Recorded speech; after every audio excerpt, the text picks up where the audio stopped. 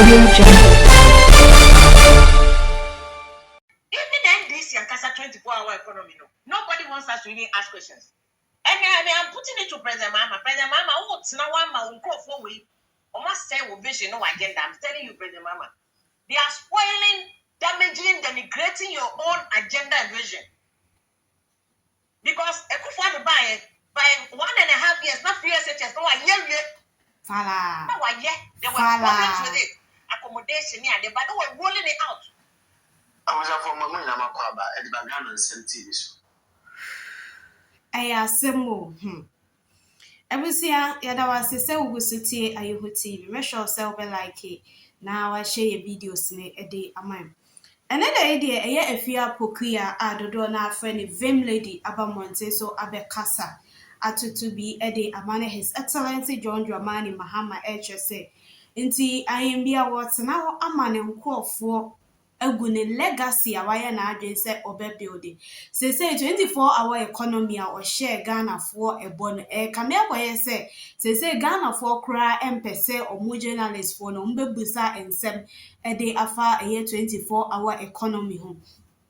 A year nanado dankwa kufuado ne bosha or share a 1 year and half NHS or accomplishing that abortion a free SHS, even though there were no accommodation facilities now one day, but papa no abortion or share or say obey for failing a that abortion.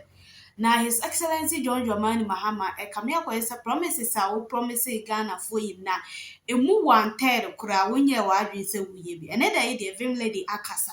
Na ye bebo room na ye kwoti na no de nsem ne bi aba na dwetwe bi a won so won we jare e ye comment section ne ase e dey amai.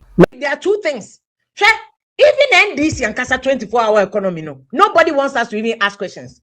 And I'm putting it to President Mahama. President Mahama, what's now one man for we almost say with vision, no agenda. I'm telling you, President Mahama, they are spoiling, damaging, denigrating your own agenda and vision. Because a kufu by 1.5 years, not 3 years, no, a year. Now, there were problems with it. Accommodation, yeah, but they were rolling it out. Meanwhile, 1.5 years of President Mahama, anchor by now, and he rolling out at least 24-hour economy in major cities. Accra, Tema, Kumasi, Takrade, Tamale, at least he rolling out 24-hour economy, to 1.5 years old. Nipa boni for no more President Mahama, President Mahama, onye huomo. They have convinced him say yankwachi abronye. Meanwhile, you are diverting your own energy to arresting your political opponent. I won't take case enkosi hute. Ebeye to so puni di enebi enkosi hute. And you end up making Abronye the hero of MPP.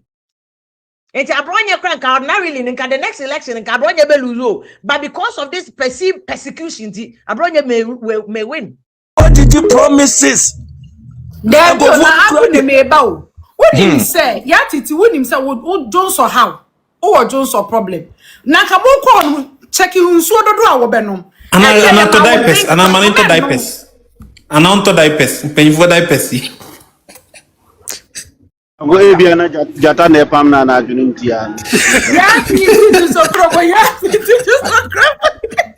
And the attitude on soccer so and an appointment abono. Ne contract abono.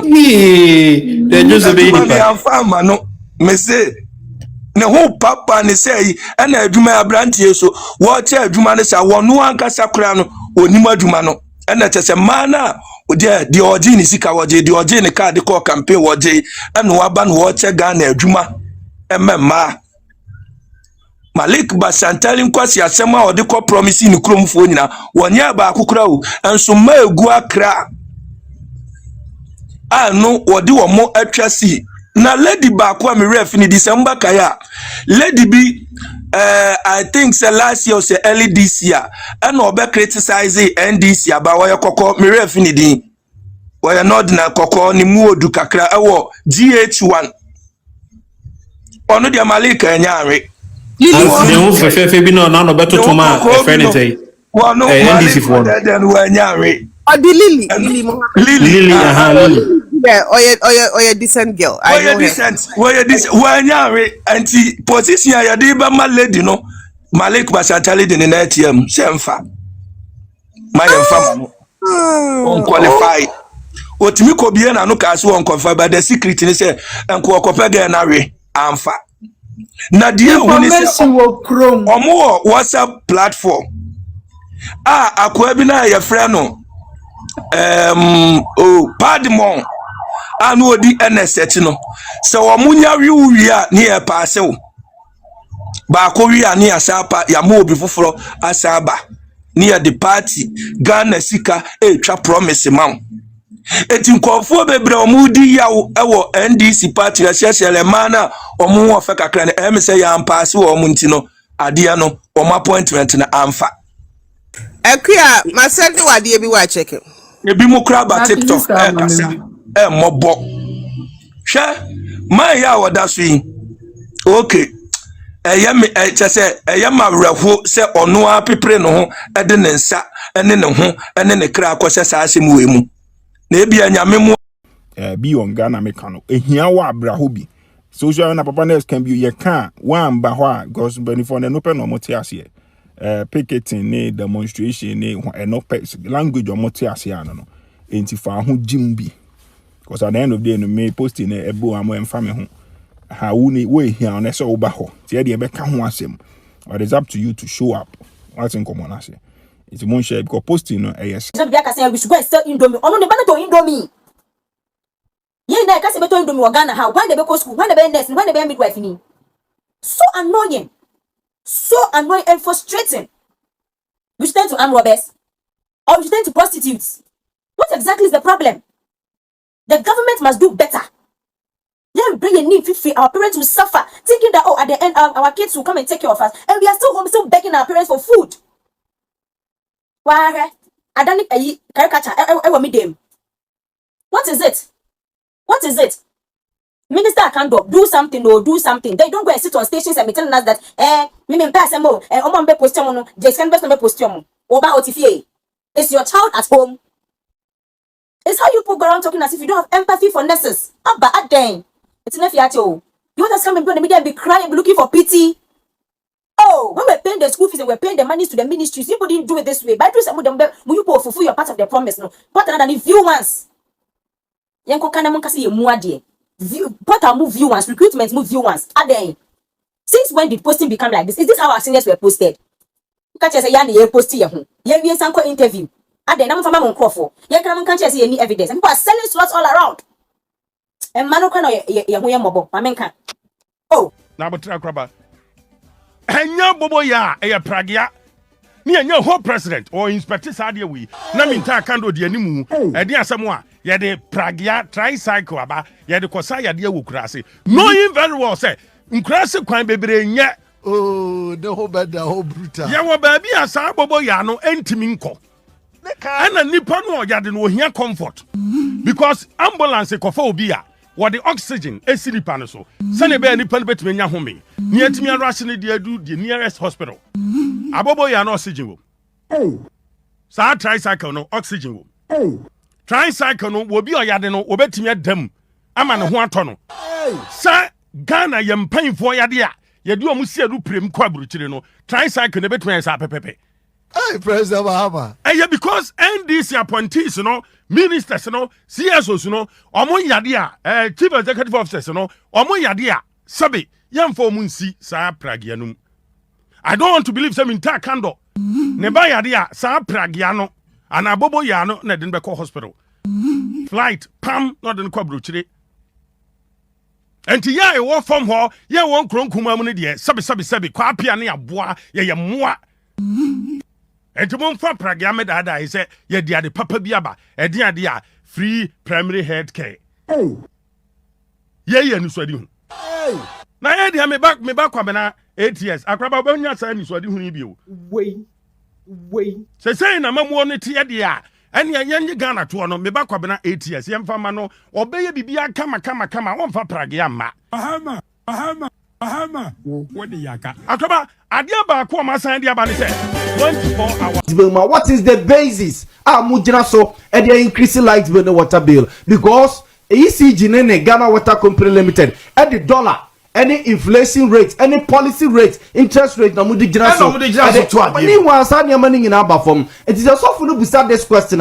Well, Musama out of ignorance. Yes, that's why I want to ask legitimate question. He did not ask out of ignorance. Me Pacho Mankasa he asked out of me say he needs to be educated. Me say I didn't use the word ignorance. Say ignorance.